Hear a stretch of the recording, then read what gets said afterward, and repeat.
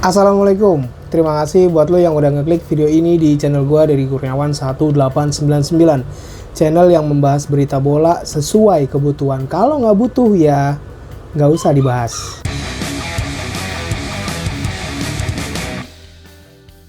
Di topik pembahasan kali ini gue mau ngebahas soal beberapa info yang beredar dan gue pilihin satu persatu. Mari kita mulai dengan kedatangan pemain baru AC Milan yang udah kita tahu semua nih ya, Milanisti ataupun lu fans bola yang lain. Itu ada Alvaro Morata, terus dilanjutin sama Strahinja Pavlovic, lalu juga Emerson Royal. Nah, 3 pemain baru AC Milan yang didatangkan musim 2024-2025, yang dimana beberapa di 3 pemain ini itu punya apa ya namanya ya bilangnya. Tadi gua ngelihat sebuah konten di berita bola dimana itu Alvaro Morata sama Emerson Royal yang di-upload, tapi Pavlovic malah justru nggak di-upload. Oh, bukan berita bola, tapi gue di Instagram itu malah justru dapet cibiran dari beberapa Milanisti yang berkomentar, di mana Pavlovic, kenapa Pavlovic nggak di-upload. Mungkin lupa kali ya adminnya ya. Jadi Alvaro Morata udah datang, terus dilanjutin Strahinja Pavlovic, begitu juga Emerson Royal. Alvaro Morata pakai nomor 7, Strahinja Pavlovic nomor 31, terus Emerson Royal pakai nomor 22. Nah, itu ngomongin soal pemain dan nomor barunya ya. Nah, pemain AC Milan juga ada yang ganti nomornya, termasuk Luka Jovic yang terakhir nih. Luka Jovic itu pakai nomor 9. Nah, gimana menurut lu? Cocok nggak? Cocok nggak Luka Jovic pakai nomor 9? Kalau kata gue, dengan drama transfer AC Milan musim ini, kita kira itu Alvaro Morata bakalan pakai nomor 9 ya kan.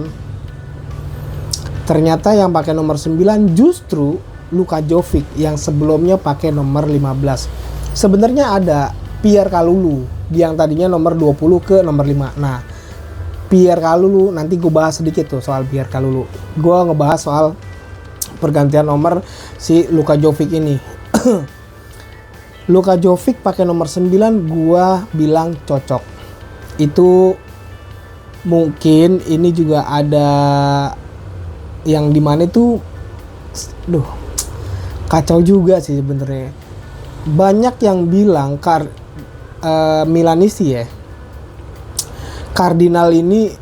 Gary Cardinal ini pemiliknya AC Milan itu suruh out, terus bilangnya pelit dan bla bla bla bla, banyak berkomentar negatif soal Gary Cardinal ini gitu. Ya nggak tahu juga ya, ini kan soal bisnisnya si orang Amerika itu. Kalau dimana si Gary Cardinal ini hanya mementingkan bisnis, bukan prestasi soal tim.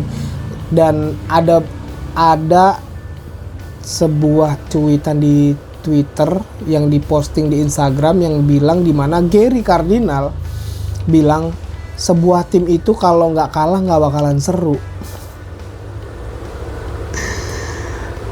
Ya kalahnya gimana dulu ya kan, kalau menang terus kan ya bingung juga. Senang-senang aja lah Milan menang mulu, cuman masalahnya kan si Gary Cardinal ini oke, kita ambil kesimpulan sepakat atau nggak sepakat, Gary Cardinal pelit. Bener nggak sih ini gue ngomong? Tapi gue menjelaskan ini tuh by data ya, by riset gitu, bukan asal ngejeplak aja. Karena fans layar kaca kan hanya taunya tuh dari browsing internet. Balik lagi nih ke Luka Jovic yang ganti nomor dari 15 ke 9. Menurut gue itu cocok karena Luka Jovic juga kan diperpanjang. Yang sebelumnya juga Luka Jovic itu diminati sama Mourinho, mau ditarik ke Fenerbahce. Bisa jadi Luka Jovic dikasih kesempatan untuk satu musim ini doang untuk pakai nomor 9. Dan dia juga kan nge-backup si Alvaro Morata. Karena ya striker tengahnya itu ya cuman Alvaro Morata sama Luka Jovic. Nah, informasi sedikit aja ya. Ini masih bersinggungan sama Tammy Abraham. Gua ngeliat informasi sebuah artikel, banyak, nggak cuman berita Milan, nggak cuman bola.net, itu justru Tammy Abraham ke West Ham. Nah, bagus dah, nggak apa-apa dah, terserah deh. Asal jangan ditukar sama Noah Okafor. Motor racing diganti sama motor bebek. Iya ampun. Begitulah kira-kira ada sebuah komentar di kolom komentar di konten gue yang sebelumnya gitu. Nah terus gue bikin konten ini kan gue di hari Kamis tanggal 15 Agustus 2024. Lu catat biar lu ingetin nih baik-baik. Biar ini juga nggak hilang gitu konten gue di hari Kamis tanggal 15 Agustus 2024, dimana 2 hari lagi kemerdekaan Indonesia di 17 Agustus. 2 hari lagi gue bikin konten, 2 hari sebelum 17 Agustus.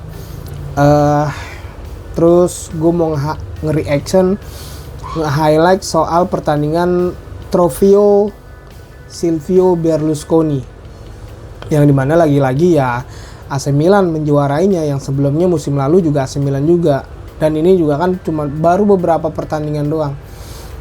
Itu skornya 3-1, golnya dari Saelemaekers yang keren banget, Rabona golnya Saelemaekers, terus ada Luka Jovic, dan juga tendangan kerasnya Tijani Reinders, dan satu lagi Daniel Maldini, ini dari Monza bukan dari Milan. Nah, gue nggak tahu ya kenapa ya, setiap kali AC Monza itu ngelawan Milan terus pasang Maldini, mungkin udah 2 kali atau 3 kali ya, 2 kali kayaknya ya, itu Milan dibobol sama Daniel Maldini ketika dia itu pakai waktu Spezia pertama, Spezia ya, terus sama sekarang AC Monza. Ya gitu deh kalau Daniel Maldini, kalau udah nggak ada bapaknya gitu ya habis mau gimana, bapaknya kan udah nggak ada di Milan lagi, jadi itu diserahin sama yang lain kayak Ibrahimovic aja gue bilang juga masukin nama anaknya yang si Maximilian Ibrahimovic. Terus itu soal ya kalau gue nge-react soal Milan versus Monza, dan terus juga debutnya Alvaro Morata. Tuh kan gue bilang juga apa, ini debutnya Alvaro Morata, gue bilang ya B aja sih, nggak ada spesialnya. Tapi ya mungkin karena untuk engagement atau penjualan produknya gitu ya harus ditingkatin sama atas nama besarnya Alvaro Morata. Ya lu lihat aja di Instagramnya AC Milan. Ya next kan AC Milan di tanggal 17 atau tanggal 18 itu udah mulai tuh Liga Italia Serie A 2024-2025 Giornata pertama. Terus ini gue ngebahas soal AC Milan yang transfernya, berita AC Milan soal transfer yang dimana yang tadi gue sempat singgung ya. Mungkin dari lu juga sebagian udah tahu kalau Pierre Kalulu itu bakalan ke Juventus karena Emerson Royal datang. Posisinya di bek kanan. Nah, bek kanan ada Davide Calabria, Florenzi, Kalulu, Emerson Royal. Kalulu bisa di tengah, bisa di bek kanan. Nah, masalahnya bek tengah udah datang Srejja Pavlovic, ada Fikayo Tomori, ada Gabbia. Terus biar Kalulu kalau di bek tengah itu pilihan keempat. Terus kalau di sebelah kanan dia juga pilihan keempat, yaitu artinya mungkin di sebelum Giornata pertama atau akhir bulan ini informasinya kalau Pierre Kalulu itu bakalan cabut ke Juventus.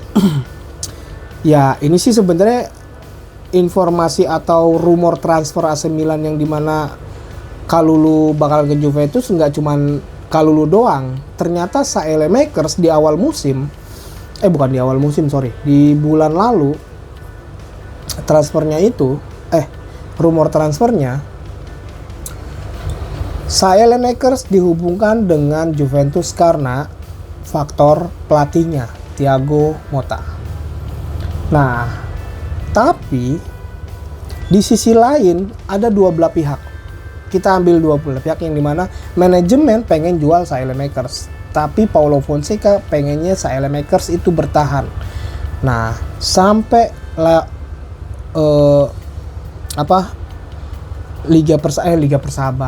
laga persahabatan sampai yang terakhir lawan Monza itu kualitas Alexis Saelemaekers semakin meningkat. Nah, makanya Fonseca itu pengen banget bertahan gitu si Saelemaekers ini. Nah, selain Saelemaekers yang dikaitkan Saelemaekers sama Pierre Kalulu itu dikaitkan sama Juventus, sebaliknya Federico Chiesa yang bakalan ke Milan.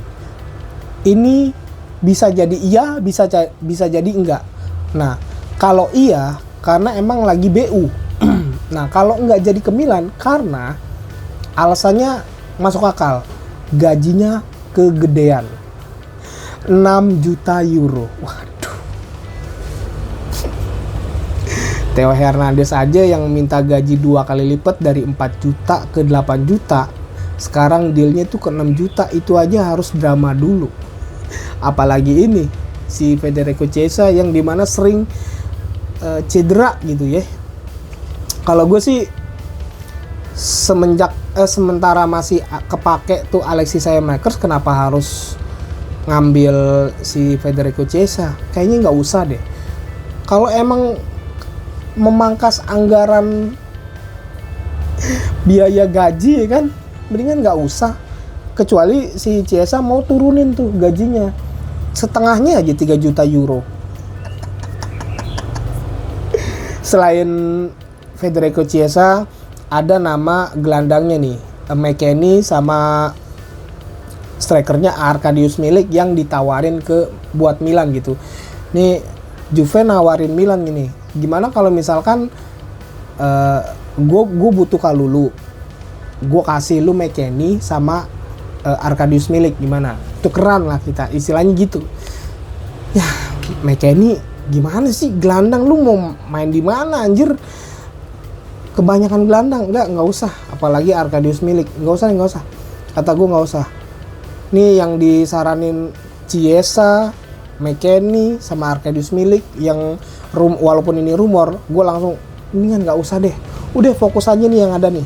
Tinggal nambahin apa itu gelandang bertahan si Yusuf Fofana. Nih nggak tahu ya jadi apa enggak, tapi rumornya malah itu yang santernya itu malah justru ke Manchester United. Ya ada aja dah emang. Lanjut ke pembahasan nih yang itu soal transfer. Nah ini pembagian pot di UCL Champions League. Nah Liga Italia Serie A itu ada 5 wakil Liga Italia Serie A di Champions League. Itu ada Inter, Milan, Juve, Atalanta sama Bologna.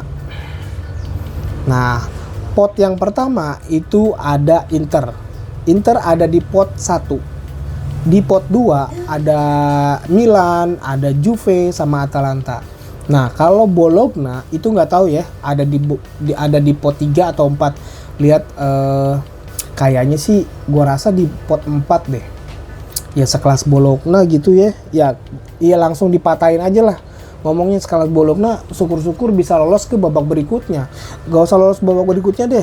Bisa lolos, kalau nggak di posisi ketiga aja itu Bologna. Udah bagus.